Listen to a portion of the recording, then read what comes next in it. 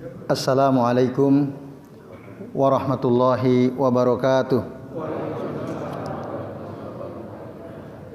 Innal hamdalillah nahmaduhu wa nasta'inuhu wa nastaghfiruh wa na'udzu billahi min shururi anfusina wa min sayyiati a'malina. May yahdihillahu fala mudilla lahu wa may yudlil fala hadiyalah. Asyhadu an la ilaha illallah wahdahu la syarikalah wa asyhadu anna Muhammadan abduhu wa rasuluh.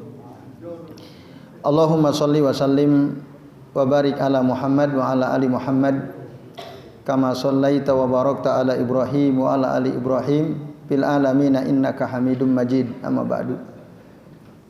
Bapak-bapak dan ibu-ibu serta jamaah sekalian rahimani wa rahimakumullah. Semoga kita semua yang hadir di majelis ini senantiasa dirahmati Allah Subhanahu wa taala. Amin ya Allah ya rabbal alamin. Alhamdulillah Bapak Ibu, pada malam ini kita masih bisa melanjutkan ngaji kitab Al-Aqidah Al-Wasithiyah karya Syekhul Islam Ibnu Taimiyah rahimahullah. Nah, pada kesempatan kali ini kita akan membahas tentang ayat-ayat yang menjelaskan tentang penetapan adanya kedua mata bagi Allah Subhanahu wa taala. Jadi isbatu al-ainain lillahi taala. Menetapkan bahwa Allah itu memiliki sifat zatiyah khobariyahnya, memiliki kedua mata. Nah, ini tentu berdasarkan keterangan dari Al-Qur'an. Keterangan dari Allah sendiri. Allah menjelaskan tentang dirinya. Ada beberapa dalil yang disebutkan oleh Syekhul Islam Ibnu Taimiyah dalam bab ini. Yang pertama adalah berdasarkan surah At-Tur ayat 48. Wasbir li hukmi rabbika fa innaka bi a'yunina. Nah, ini firman Allah taala menyampaikan kepada Rasulnya Muhammad sallallahu alaihi wasallam, wasbir, bersabarlah engkau li hukmi rabbika, terhadap hukum Tuhanmu, fa innaka bi a'yunina, karena sesungguhnya engkau berada di bawah pengawasan kami. Nah, ini bapak-bapak dan ibu-ibu serta jamaah sekalian, a'adzani Allah wa iyyakum ajmain. Nah, kemudian beberapa faedah penting dari ayat ini, kata Syekh Ibnu Utsaimin rahimahullah. Syekhul Islam Ibnu Taimiyah rahimahullah, beliau menyebutkan untuk menetapkan bahwasanya Allah itu memiliki dua mata, 3 ayat. Nah, salah satunya surah At-Tur ayat 48 ini, wasbir li hukmi rabbika fa innaka bi a'yunina. Khitab ayat ini, yang diajak bicara dalam ayat ini adalah Nabi Muhammad sallallahu alaihi wasallam. Wasbir itu artinya bersabarlah, kendalikanlah dirimu, karena makna as-sabru itu al-habs. Nah, sementara makna as-sabr dalam istilah syariat qalu, menurut para ulama, wa huwa as-sabru li ahkamillahi ta'ala, yakni habsun nafs li ahkamillahi azza wajalla. Sabar terhadap hukum-hukum Allah taala, mengendalikan diri untuk mentaati hukum-hukum Allah Subhanahu wa taala. Nah, sebelum saya Ibnu Utsaimin menjelaskan dalil tentang penetapan adanya dua mata bagi Allah, beliau menjelaskan ini kalimat pertama di dalam ayat ini, dan ini memang penting . Jadi kata beliau, hukum-hukum Allah itu Bapak Ibu ada 2 kategori . Ada syar'iyah, yang bersifat syar'iyah, ada yang bersifat kauniyah, hukum Allah. Jadi kalau kita membaca dalam Al-Qur'an, ada ayat hukmullah Hukum Allah itu artinya tidak lepas dari 2 kemungkinan. Kemungkinan pertama hukum syar'iyah, yang kedua hukum kauniyah. Apa bedanya? Nah, hukum syar'iyah itu berkaitan dengan perintah-perintah Allah Ta'ala dan berkaitan dengan larangan-larangan Allah Subhanahu wa Ta'ala. Ketika Allah menyuruh Rasulnya untuk bersabar, artinya bersabarlah engkau Muhammad untuk senantiasa taat kepada Allah, sabar untuk melaksanakan perintah-perintah Allah. Ini hukum Allah, sabar untuk mentaati Allah, melaksanakan semua perintah Allah, dan bersabarlah untuk meninggalkan kemaksiatan. Bersabarlah dari segala perkara yang dilarang oleh Allah Subhanahu wa Ta'ala. Karena untuk meninggalkan hal-hal yang dilarang itu juga butuh kesabaran. Ini Bapak Ibu. Nah, ini namanya al-ahkam asy-syar'iyyah, hukum-hukum Allah yang bersifat syar'i, larangan atau perintah.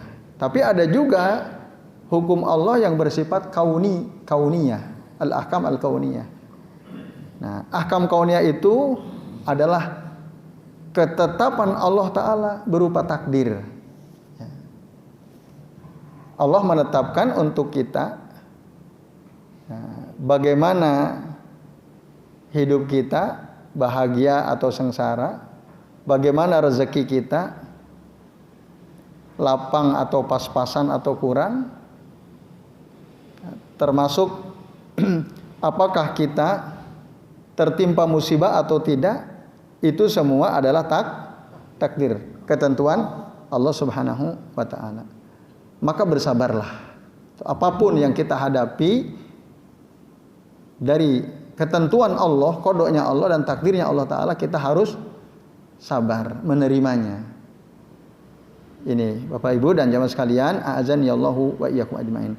Maka makna wasbir li hukmi rabbika itu mencakup ketiga makna kesabaran tadi. Bersabarlah engkau terhadap hukum Tuhanmu. Artinya apa? Sabar dalam taat kepada Allah, sabar dalam meninggalkan maksiat kepada Allah, sabar terhadap takdir-takdir Allah Ta'ala. Seberat apapun takdir ketentuan Allah untuk kita, maka kita harus sabar. Nah, atau dalam bahasa yang lebih ringkas, wasbir li hukmi rabbika, isbir li hukmi rabbika al-kauni wa syar'i. Sabarlah engkau terhadap hukum Tuhanmu, baik yang bersifat kauni maupun yang bersifat syar'i. Itu Bapak Ibu dan jamaah sekalian. Ada orang kuat sabar dalam taat kepada Allah Ta'ala, tapi dia tidak sabar dalam meninggalkan maksiat. Ada nggak? Ada. Nah, ada. Ada orang sabar, dia berusaha menjauhi kemaksiatan, dia berusaha taat, semua apa yang Allah perintahkan dia lakukan. Tapi ketika kena musibah dia enggak sabar. Ada. Jadi sebagian dia sabar, sebagian dia tidak sabar. Ketika kena musibah, wah dia putus asa. Nah, ini bapak-bapak dan jamaah sekalian, teriak-teriak dan seterusnya.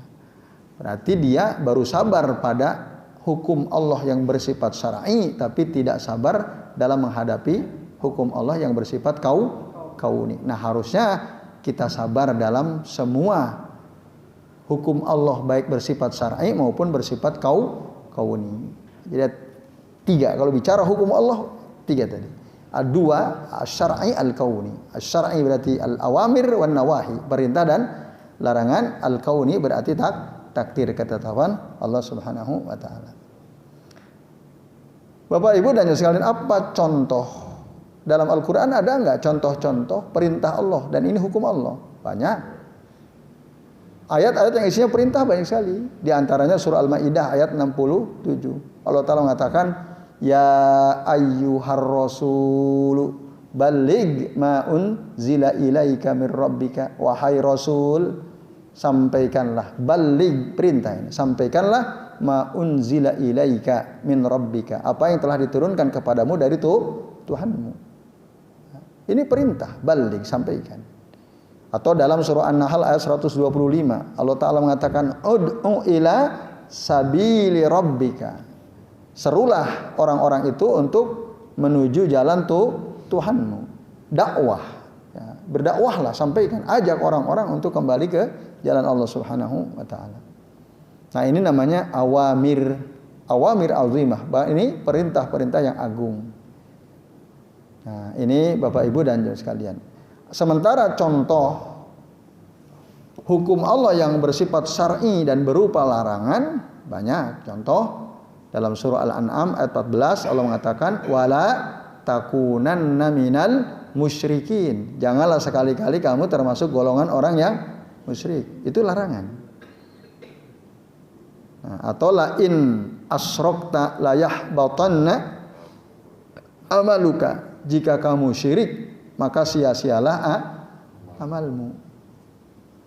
Nah, ini ngeri ya Bapak Ibu. Ini maksudnya asyirkul akbar, syirik besar.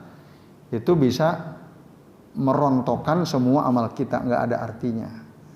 Nah, syirik besar itu ada 4 ya. Ada syirkun niyati wal iradah, syirik dalam niat. Ini syirik besar Bapak Ibu. Tapi banyak dilakukan orang. Contoh apa? Syirkun niyat. Baca sholawat, ingin dapat mobil bagus. Baca sholawat, ingin dapat rumah bagus. Katanya kalau kamu lihat rumah bagus, kamu ingin rumah itu sholawatin aja. Berarti dia baca sholawatnya untuk dapat rumah. Gitu kan? Ada nggak fatwa seperti itu? Nah, itu syirkun niyah. Dia beribadah baca sholawat tujuannya untuk dapat rumah. Untuk dapat istri 3 sholawatin aja. Setiap kali ketemu perempuan cantik sholawatin katanya. Nah, ini nggak benar. Ini syirik Bapak Ibu ya. Syirik dalam niat. Ya, itu. Yang kedua syirku ad-da'wah, syirik dalam berdoa. Syirku dakwah itu syirik besar. Kita berdoa meminta sesuatu bukan kepada Allah, tapi mintanya ke orang yang sudah mati. Datang ke kuburan. Kenapa Pak ke kuburan? Kiai Pulan, saya punya banyak hajat. Saya ingin hajat-hajat saya terkabul. Kenapa kok ke sana? Di sana mustajab, makbul doa saya. Karena di situ ada orang soleh. Nah, ini Bapak Ibu. Itu termasuk syirku dakwah. Dia menduakan Allah dalam berdoa. Jadi kalau dia berdoa dekat kuburan si Fulan, diijabah doanya. Kalau dia berdoa di masjid, nggak diijabah mungkin kalau di masjid. Jadi saya harus ke kuburan si Fulan. Ini menduakan Allah. Itu syirkul akbar. Nah, kemudian yang ketiga syirku ta'ah, syirik dalam ketaatan. Nah, syirik dalam ketaatan itu ya, apapun yang diperintahkan oleh seseorang kita ikuti, atau oleh tokoh kita ikuti, walaupun perintah tokoh panutan kita itu bertentangan dengan Al-Quran dan Sunnah. Iya ikuti. Nah, itulah yang kemudian muncul istilah urip matiku nderek Yai Fulan misalnya. Itu hati-hati. Kalau itu totalitas, pokoknya nggak peduli apapun yang katakan beliau, saya derek pokoknya. Nah, itu bisa syirku ta'ah, syirik dalam ketaatan.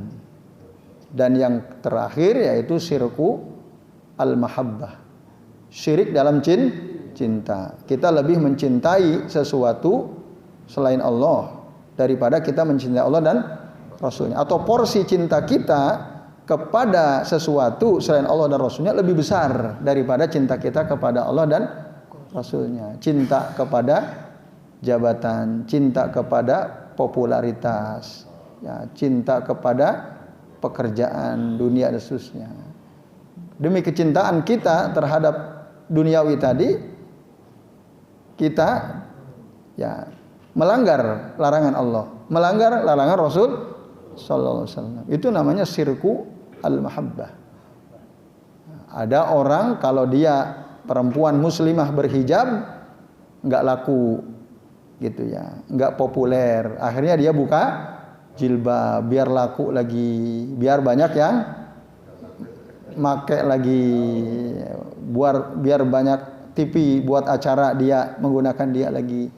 Nah, biar terkenal dan seterusnya. Itu syirkul mahabbah. Dia lebih cinta pekerjaan daripada cinta kepada Allah dan Rasulnya, Bapak Ibu. Nah, itu semua apabila dilakukan dan dia mati dalam keadaan tidak bertaubat, belum bertaubat, nah itulah kena ancaman ayat ini. Az-Zumar ayat 65. La in asyrokta la yahbitanna amaluka. Jika engkau syirik maka amalmu itu akan sia-sia. Nah, ini Bapak Ibu dan jemaah sekalian.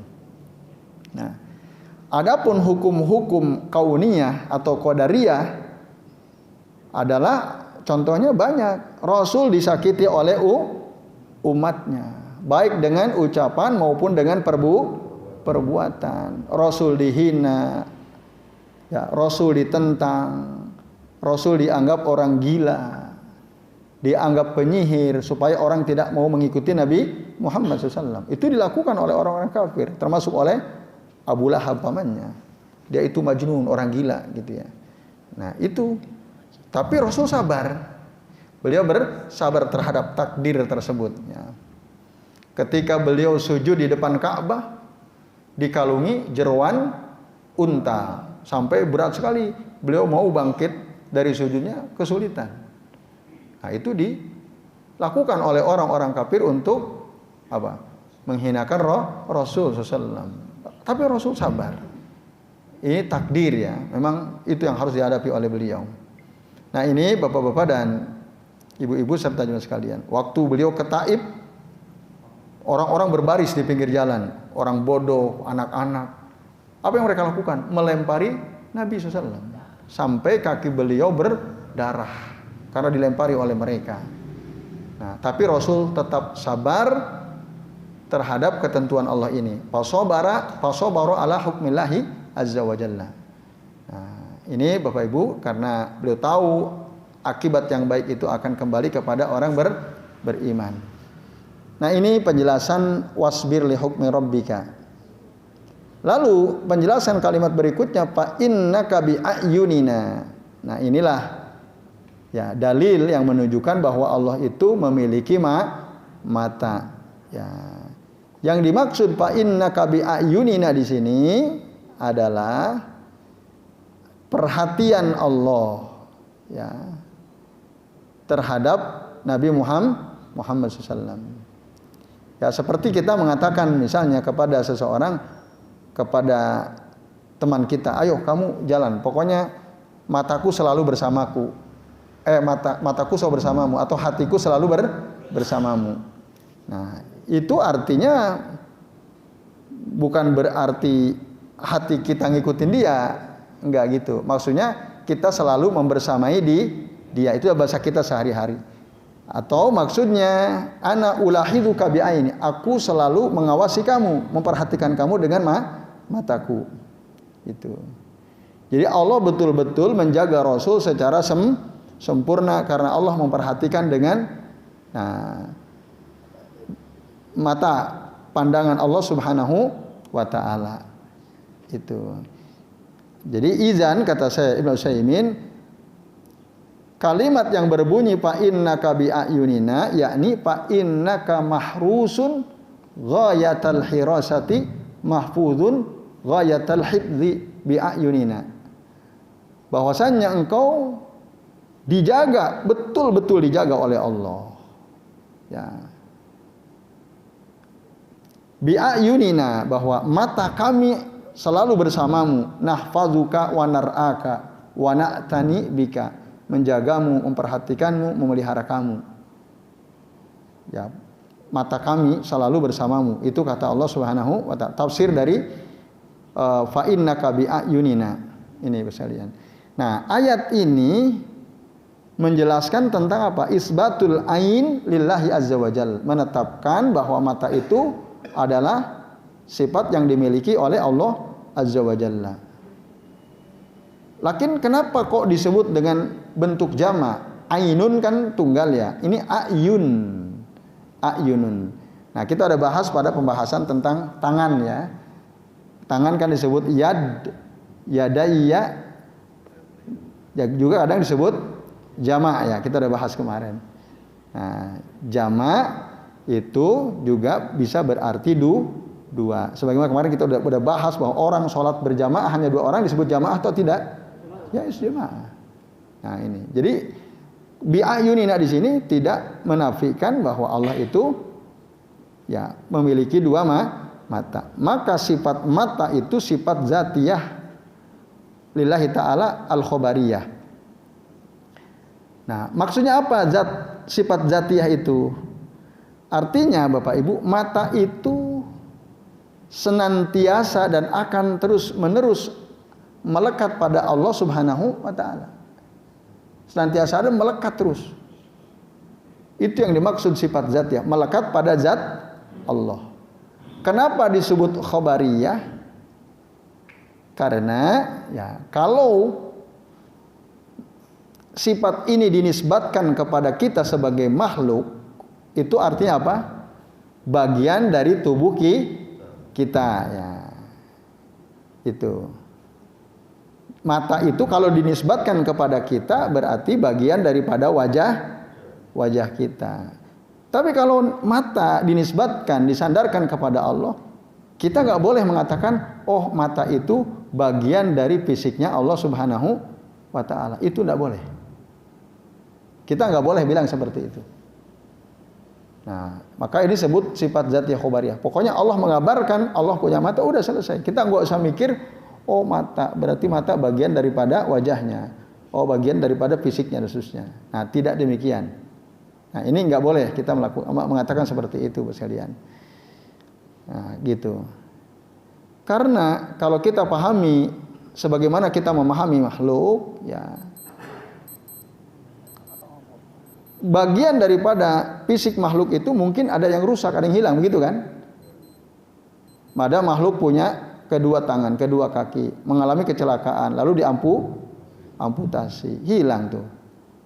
Itu makhluk, itu potensi itu mungkin atau tidak? Mungkin terjadi. Tapi bagi Allah itu tidak mungkin. Makanya disebut ini sifat zatiyah khobariyah. Tidak mungkin ada zat Allah, apa sifat yang melekat pada zat Allah yang hilang, tidak mungkin. Nah itu. Lalu ada hadis yang secara jelas ya menegaskan bahwa Allah itu memiliki 2 mata. Anna lillahi ainaini isnataini faqat. Allah itu punya 2 mata saja. Ketika Rasulullah, ini berdasarkan hadis Nabi, menggambarkan Dajjal, apa kata Nabi? Dajjal itu innahu a'war. Sesungguhnya Dajjal itu matanya buta 1. Ada 2 mata, buta 1, yaitu mata yang kanan. Nah, wa inna rabbakum laisa bi'awar. Wa inna rabbakum laisa bi'awar, kata Nabi. Dan Tuhan kalian tidaklah buta 1. Artinya Allah itu enggak buta. Kalau Dajjal buta salah satu. Allah itu tidak buta. Wa inna rabbakum laisa bi'awar. Hadis akhrajahu al-Bukhari. Nah, Bapak Ibu dan jemaah sekalian, maka hadis ini ya dulu ala anna lillahi ta'ala ainani isnataini, menunjukkan bahwa Allah taala itu memiliki 2 mata, Bapak sekalian. Nah, ringkasnya itu. Bahkan ada hadis ya dalam kitab As-Sawa'iq Al-Mursalah karya Ibnu Qayyim Al-Jauziyah, ada satu hadis beliau mengatakan innal abda idza qama fis shalah, sesungguhnya seorang hamba apabila berdiri untuk salat, qama baina ainai Ar-Rahman, dia berdiri di hadapan dua mata Allah zat yang maha Rahman, baina ainai Ar-Rahman. Hanya saja kata saya Ibnu Utsaimin, lakinnahu dhaif linqita'ihi, tapi hadis ini sayang lemah karena dia terputus munqati hadisnya. Nah, kita tidak bersandar dengan hadis ini. Sandar kita adalah hadis tadi tentang sifat Dajjal. Di situ ada kalimat wa inna rabbakum laisa bi'awar, bahwa Tuhan kalian itu tidak buta 1 matanya yang kanan, tidak. Nah, Bapak Ibu dan hadirin sekalian, a'azani Allahu wa iyyakum ajmain. Maka ya berdasarkan ayat tadi ya, Utsman bin Sa'id Ad-Darimi rahimahullah dalam kitab Radduhu ala Basar Al-Muraisi, begitu juga disebutkan oleh Ibnu Huzaimah dalam kitab At-Tauhid, disebutkan juga ijma' salaf bahwasannya Abul Hasan Al-Asy'ari rahimahullah, Abu Bakar Al-Bakilani, termasuk juga di antaranya. Nah, mereka meyakini ini perkara yang wadih gitu ya. Maka inilah akidah kita. Kita meyakini bahwa Allah itu memiliki dua mata, la ziyadah, tidak ada tambahan. Lalu bagaimana kalau ada salaf menafsirkan bahwa makna bi ayunina itu artinya bimar aminna, di bawah pandangan kami. Itu yang ditafsirkan. Termasuk Al-Fauzan mengatakan fa innaka bi ayunina artinya bimar aminna tahta hifdzina, di bawah penglihatan kami, di bawah penjagaan kami. Fala tubali bi adal kufar, engkau enggak usah peduli dengan perbuatan orang kafir yang menyakiti itu. Fa innahum la yasiluna ilaik, karena sesungguhnya mereka tidak akan sampai kepadamu. Itu tafsir dari Syekh Al-Fauzan. Dan memang ada ulama-ulama salaf yang menafsirkan kata bi ayunina itu bimar aminna, bukan dengan mata, tapi di bawah pandangan kami gitu. Nah, ada orang tanya, gimana itu? Sementara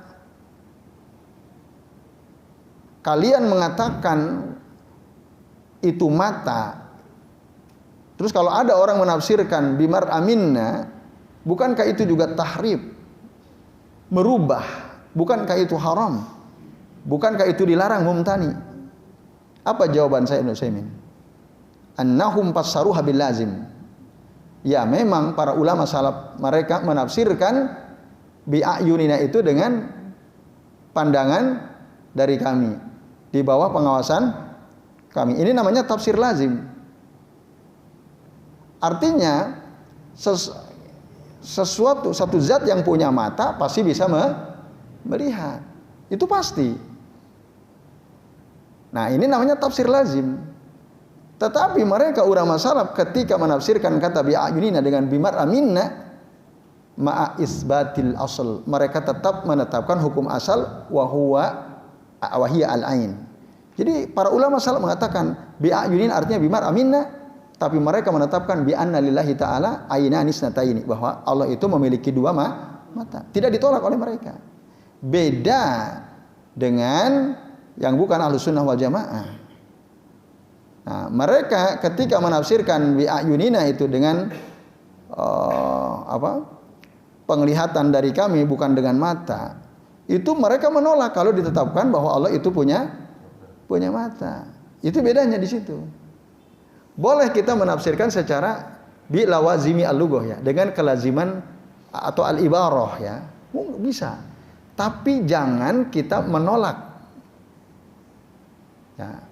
Menetapkan mata untuk Allah Subhanahu wa ta'ala gitu. Poinnya di situ Bapak Ibu dan jamaah sekalian. Kita bisa menafsirkan, para ulama dulu menafsirkan maksud bi ayunina di bawah penglihatan kami, di bawah penjagaan kami, di bawah pemeliharaan kami, engkau Muhammad. Tapi kami yakin dan percaya dan kami tetapkan bahwa Allah itu punya mata. Poinnya di situ. Nah, ini Bapak Ibu dan hadirin sekalian, a'adzani Allahu wa iyyakum ajmain. Nah, karena secara zahir Allah mengatakan fa innaka bi ayunina, ambil makna zahir ini. Nah, lalu kemudian Bapak Ibu dan sekalian, a'adzani Allahu wa iyyakum ajmain ya.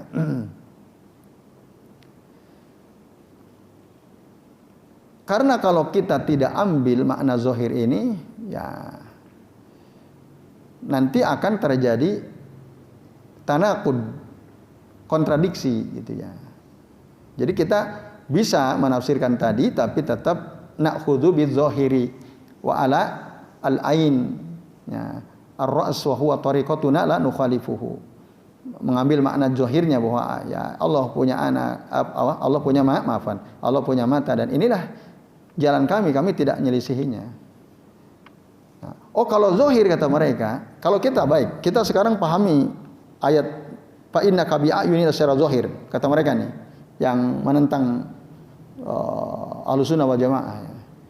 Berarti kalau begitu bahwa Nabi Muhammad itu ada di matanya Allah. Gitu, kata mereka. Kan tadi fa innaka bi ayunina gitu ya. Berarti sesungguhnya engkau Muhammad ada di mata kami kan gitu. Secara bahasa mereka mau seperti itu. Dan memang begitu kata mereka. Nah, sebagaimana misalnya engkau katakan Zaid bil baiti. Zaid di dalam rumah. Apa yang ada di pikiran kita Bapak Ibu? Zaid di dalam rumah. Berarti si Zaid ada di dalam rumah. Berarti kalau innaka bi ayunina, sesungguhnya engkau ada di mata kami. Begitulah perbandingannya. Sama seperti kita katakan Zaid ada di rumah, berarti di rumah. Atau Zaidun fil masjid, si Zaid ada di masjid. Nah, ba di situ kata mereka ba zorfiyah. Ba zorfiyah. Berarti Nabi Muhammad masuk ke matanya, ke mata kami gitu. Nah, lalu bagaimana? Kata saya Ibnu Utsaimin, fa idza qultum bihadza kafartum. Kalau kalian katakan seperti itu kafir kalian. Karena li'annakum ja'altumullaha mahallan lil khalaiqi fa antum haluliyah ya. Berarti antum menjadikan Allah tempat bagi makhluk gitu. Walaupun kamu tidak katakan itu. Itu atau misalnya mereka mengatakan jika kamu mengatakan bahwa Muhammad itu ada di mata Allah, sebagaimana kita katakan Zaid ada di dalam rumah atau di masjid, kata mereka nih ya, maaf. Wa idza qultum bihadza, kalau kalian katakan itu, wahai kalian yang mengaku ahlu sunnah gitu ya, maka kalian sudah kafir, karena kalian telah menjadikan Allah sebagai tempat bagi makhluk. Nah itu. Kalau kalian tidak katakan demikian tanaqadtum, kalian berarti kontradiksi itu perkataan kalian. Kan kalian memahami bahwa fa innaka bi ayunina, sesungguhnya sesungguhnya engkau Muhammad ada di bawah pengawasan pandangan kami. Nah, ini bertentangan dengan fakta bahasa gitu. Fakta bahasa ya menunjukkan karena ba di sini ba dzarfiyah berarti Muhammad ada di dalam matanya Allah. Ma'adallah kata saya Ibnu Utsaimin. Kita mohon perlindungan kepada Allah. Kita mohon perlindungan kepada Allah. Nah, gitu. Yang kalian sebutkan itu zahirul Quran. Kalian meyakini bahwa ini zahir Al-Quran. Kata saya Ibnu Utsaimin ya. Kafartum, kalian sudah kafir. Nah, barang siapa yang meyakini seperti itu, meyakini Muhammad ada di matanya Allah, faqad kafara wa dhalal. Ini kafir dan sesat. Jadi, saya ringkas ya, bi di situ bukan zorfiyah, tapi maksudnya musohabah. Artinya, engkau Muhammad ya senantiasa berada di bawah pengawasan kami, di bawah penglihatan kami, bukan engkau Muhammad ada di mata kami. Ba di situ, memang ba itu bisa bermakna zorfiyah, bisa bermakna musohabah. Tapi makna di sini adalah musohabah, bukan zorfiyah. Tidak mungkin dimaknai secara zorfiyah, secara bahwa Muhammad itu ada di dalam mata Allah, itu tidak mungkin, karena sangat kontradiksi. Sehingga ba di situ artinya musohabah. Pandangan mata Allah senantiasa membersamai Rasul, senantiasa membersamai Rasulullah SAW itu. Jadi bukan Nabi Muhammad ada di matanya Allah, bukan begitu. Nah ini Bapak Ibu ya, penjelasan satu huruf saja ba. Itu ada khilaf. Maka yang rajih ba di situ maknanya musohabah, bukan zorfiyah. Karena kalau dikatakan zorfiyah tidak mungkin. Rasul di bumi, Allah di atas. Masa yang di bumi ada di atas? Faktanya Rasul di bumi, nggak mungkin. Nah ini Bapak Ibu dan hadirin sekalian, a'azani Allah wa iyyakum ajmain, pembahasan ayat pertama ya tentang bahwa Allah itu memiliki sifat zatiyah berupa kedua mata. Insyaallah nanti kita akan sambung lagi di pertemuan yang akan datang. Baik, sebelum diakhiri, apakah ada yang mau bertanya? Bapak? Ya, monggo Pak Fauzi. Di adat Jawa itu biasanya kalau mau punya hajat, contoh itu atau menantu itu digaduk atau dihubungkan dengan kematian mbahnya bapaknya atau ibunya mungkin yang sudah meninggal. Ah. Jadi artinya di situ ada hari baik dan hari tidak baik. Apakah itu termasuk syirik? Saya pernah bertanya orang ini dengan maaf dengan yang lain jawabannya orang karena ini budaya. Tapi menurut saya ganjel. Di hari baik dan tidak baik, siapa yang menentukan baik dan tidak baik itu? Kan apakah termasuk syirik? Satu, yang kedua masalah sholawat. Saya juga pernah di ada temen itu dibilangin atau diberitahu sholawat yang paling top itu adalah sholawat nariyah. Ya toh, kata dia begitu. Lalu saya diam aja karena saya tidak bisa menjawab kenapa kok sholawat nariyah yang paling top. Paling top. Saya mau mengkanter, saya tahu, yang saya tahu sholawat itu ya sholawat Ibrahimiyah yang paling top. Nah, tapi saya tidak mau berdebat karena nanti tetap orang iso ketemu karena dia sudah bilang paling top sholawat nariyah. Sebaiknya bagaimana sikap saya, apa tetap diem maupun nanti ketemu di kita jelaskan dengan semua itu dengan dalil dan seterusnya. Ya begitu. Ya, makasih Pak Fauzi. Yang satu, kalau mau punya hajat selalu dikaitkan dengan hari baik, hari tidak. Ini ini hari baik, ini tidak baik dan seterusnya. Nah, ini di dalam Islam tidak boleh ya. Ada hitungannya karena meninggalnya itu. Iya. Kalau bersama dengan hari meninggalnya orang tua, baik atau tidak baik? Tidak baik. Nah, maka dihindari, jangan mengadakan hajat yang bersamaan dengan hari meninggalnya orang tua. Karena ini nggak baik.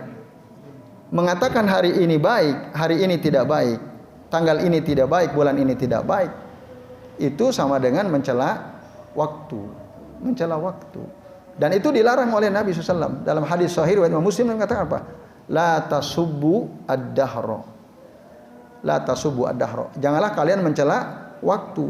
Fa innallaha huwad dahr. Karena sesungguhnya Allah lah yang menciptakan dan mengatur waktu. Ya, semua waktu yang atur Allah, yang menciptakan Allah. Semuanya baik, tidak baik. Nah, itu jelas sikap yang tidak benar ya, sikap batil orang yang mengatakan, kamu lahirnya Kliwon, ini lahirnya apa? Paing. Wah, Paing sama Kliwon nggak cocok nih. Nah, misalnya, itu termasuk kesyirikan. Nah, seakan-akan yang menyebabkan ketidakharmonisan keluarga itu adalah waktu. Nah, itu ya syirik, bisa syirik. Nah, termasuk kategori perbuatan syirik. Dasarnya tadi la tasubbu ad-dahra fa innallaha huwa ad-dahr. Yaitu hadis akhrajahu Muslim dari Abu Hurairah radhiyallahu anhu. Kemudian yang terakhir tadi apa?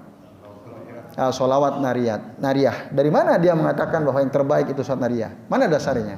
Udah gitu aja, tanyanya gampang. Aynad dalil?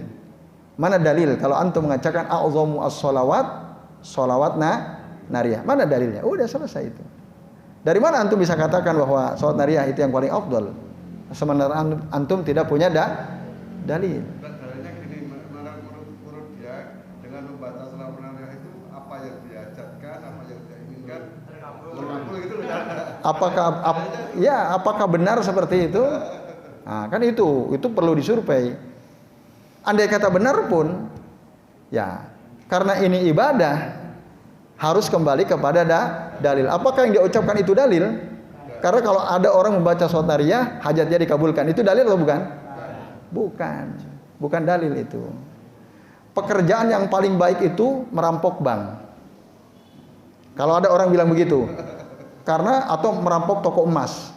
Kalau merampok toko emas kan bisa dapat uang banyak tuh. Apakah itu dalil bahwa pekerjaan merampok itu yang terbaik? Pembandingnya itu kira-kira. Kan enggak. Kalau ada orang, pekerjaan terbaik adalah pekerjaan yang bisa menghasilkan uang banyak. Apa itu? Ngerampok toko emas, ngerampok bank. Kan enggak bisa begitu pakai logikanya. Ya. Jadi ya kembalilah kepada dalil. Itu bukan dalil. Kalau antum bilang kalau ada orang baca sholat nariyah dia bisa terkabul hajatnya, itu bukan dalil.